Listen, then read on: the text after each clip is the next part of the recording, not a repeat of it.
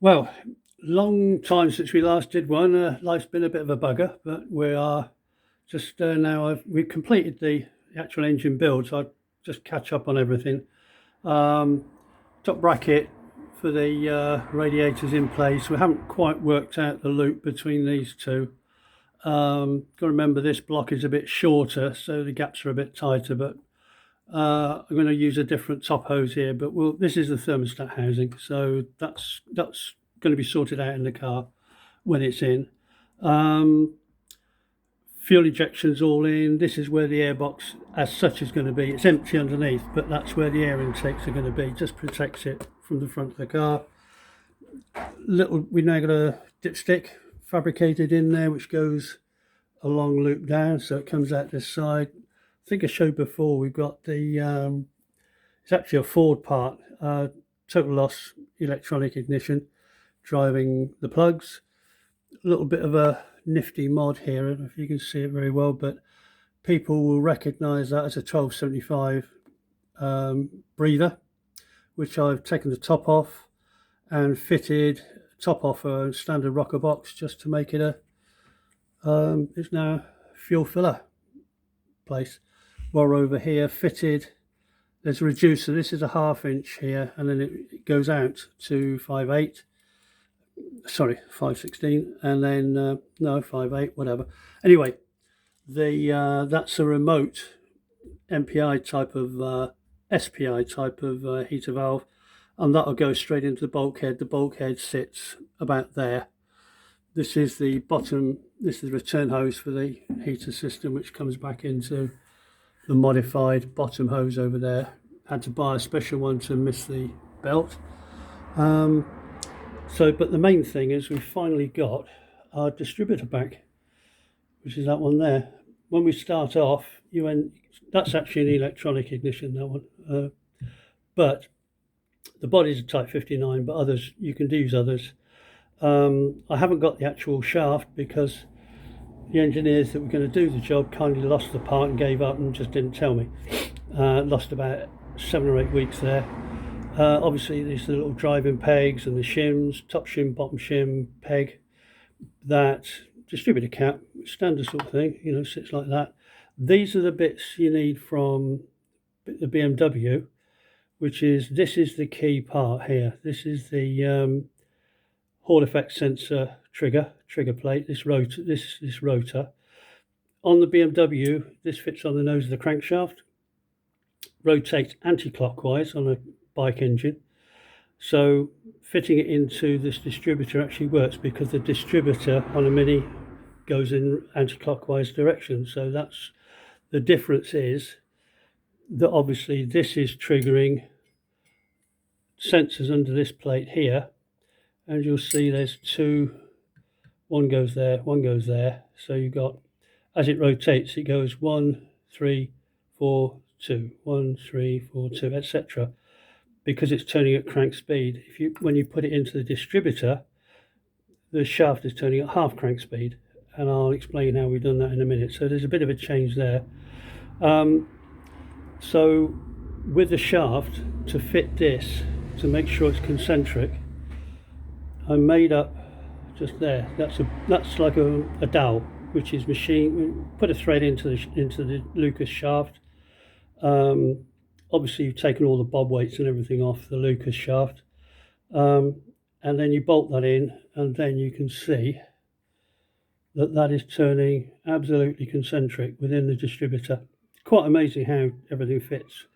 A Bosch system built 20 years after fits into a Lucas system, but there we are. That's how that fits there.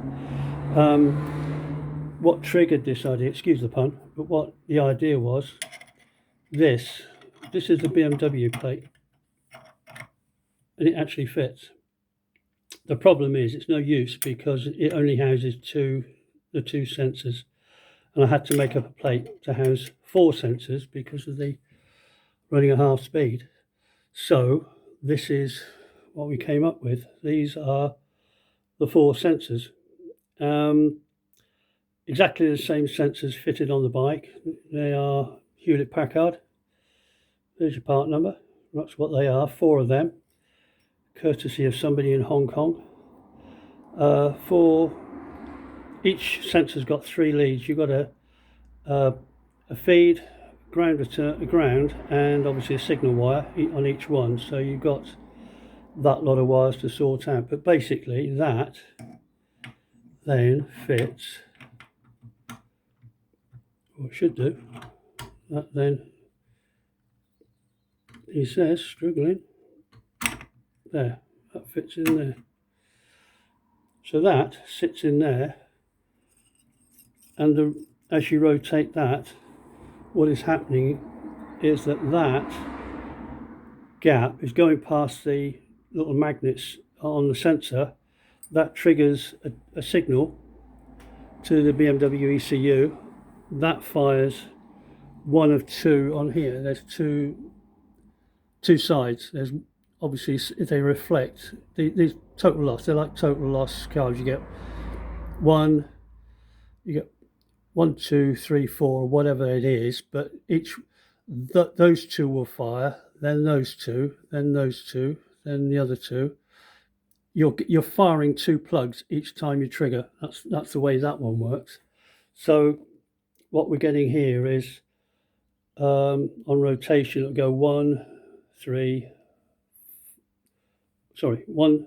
4, 2. So you're getting 1 signal for each system.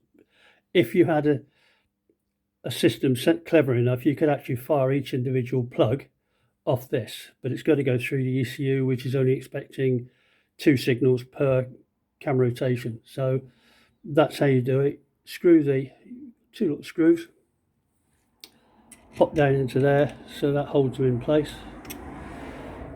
Standard, rather butchered. This is like, should we call it a prototype Mark 1?